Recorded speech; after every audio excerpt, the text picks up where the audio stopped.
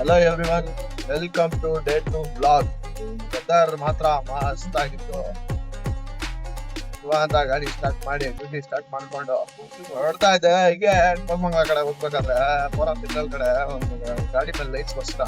ಸಕಲಾಗಿ ಬರ್ಸಿದ.